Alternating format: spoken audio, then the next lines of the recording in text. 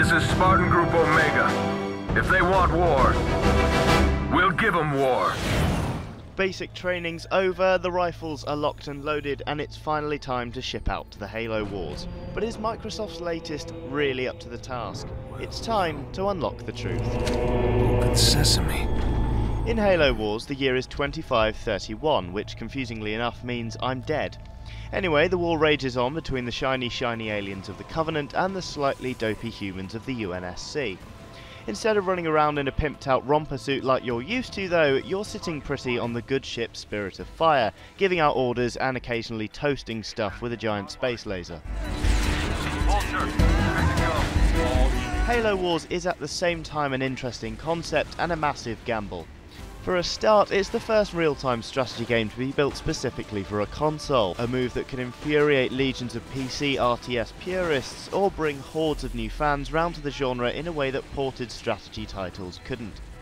Secondly, the Halo universe is a rich and well-loved one. It lends itself well to being scaled up, but you've also got to bear in mind that Halo fans are used to seeing nothing but the thick of battle from a first-person perspective.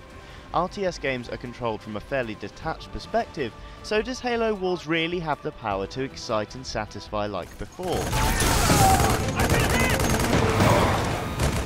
Well, yes and no. The main appeal of Halo Wars is the ability to control essentially every facet of your army, from squadrons of Hornets to the trash-talking grunts on the ground. For the most part, Ensemble Studios have done an exceedingly good job with it. Pulling back to see the full scale of fights is really good fun, affording a more epic atmosphere that wasn't there in the first 3 Halo titles.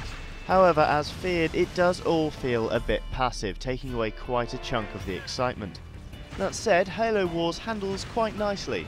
Building it up around the controller has actually paid off, providing a game that is easy to get to grips with and not too frustrating to control. The units behave well, moving in much the same way as they do in the other titles, and the ability to cycle through the unit classes you've selected allows for a much more focused approach to battles. You may occasionally find your infantry merrily blocking a Warthog from getting where it wants to go, which is thoroughly irritating, but this doesn't happen all that much and is fairly easily rectified. Unsurprisingly, the controls are almost exactly the same when you're controlling the Covenant as with the UNSC, keeping things flowing smoothly when you switch sides in modes like multiplayer. Local units. Halo Wars visuals are quite nice. The characters have been scaled down without becoming overly cartoonish in the process, and the character modelling is brilliantly faithful to the original. It's a shame you can't zoom the camera in more to get a better look at the detail, but I'll come back to that.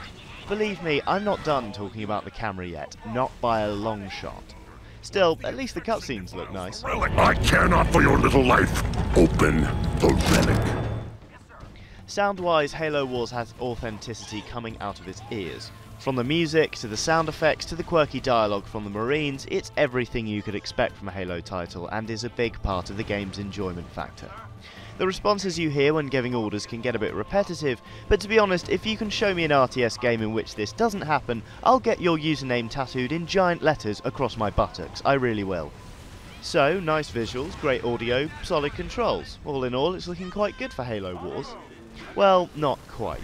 There's one tiny feature in Halo Wars that makes me want to grind this game disc up into 1,000 razor-sharp pieces and then give it a really good rub into each one of my eyes, and that's the camera.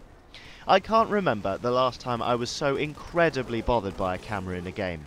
As I mentioned before, you can't zoom in enough to get a real sense of the battle's excitement, but you also can't pull out far enough to get a good enough overview of how the whole thing's going. It's simultaneously too aloof and totally claustrophobic, which is not something I would have actually thought possible until now. It may sound like a fairly irrelevant complaint, but the aloofrophobic camera makes you feel like you're bumbling around a map in the dark, occasionally bumping into men you forgot you had before you then move on and forget them again because you've got no idea of where they are in relation to everybody else. It stops the experience from really being tied together as a whole, leaving me wishing I owned one of those beam sword things so I could cleave whoever's responsible clean in two.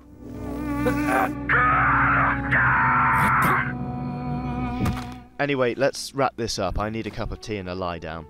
It was a big gamble taking Halo into the RTS genre, but for the most part it's paid off.